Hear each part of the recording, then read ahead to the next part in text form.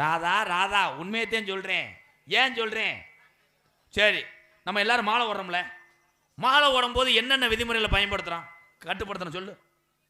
சீரட்டை அடிக்கலாம், புத்ரு சாமி ஏற்றுக்கிறோமா, கணேஷ் போல போடலாம் சாமி ஏற்றுக்கிறோமா, நோ கப்ளிங் ஓஸ் தொங்காஸ் ஒன்லி தமிழ் செக்ஸ் வீடியோ.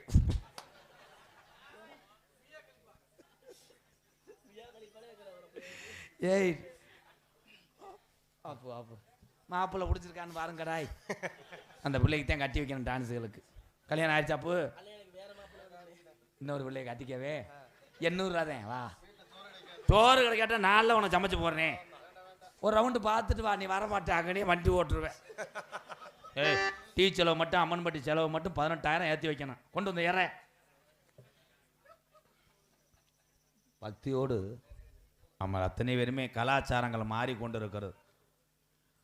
உங்களை இந்த கொட்டாய உயரத்துக்கு தீ எரியும்பா, பூக்குழி இறங்குவாங்க. பிள்ளையை தூக்கிட்டு 2 இடுப்புலையும் பிள்ளையை தூக்கிட்டு பூக்குழி இறங்க ஆத்தா. இப்போ முதல் நாளே எரிச்சு விட்டு சாம்பலாக பறக்குது. அதில் போய் தக்கத்திமி கண்சார கண்ணா அதில் போய் ஆடுறேன். மேற்கு சீமைக்கில் ஏய் வேமா வாத்தா சுட்டு போகிறான். அங்கே ஆறிடுச்சடா. நான் ஒரு வாரம் அங்கே குடியிருந்தே வருவேன். என்ன கலாச்சாரங்கள் மாறிக்கிருச்சு. பேசுவது எம்கேஆரும் இந்து தான், நானும் பரம்பரை கோடாங்கி வாரிசு தான். நான் குற்றம் சுமத்தவில்லை. ஏன் இந்துக்கள் கலாச்சாரம் இப்படி குற்றம் சொல்லுவது அளவுக்கு இருக்கும் என்பதை சுட்டி காட்டுகிறேன். இது என்னுடைய கடமை. உண்மைதானே?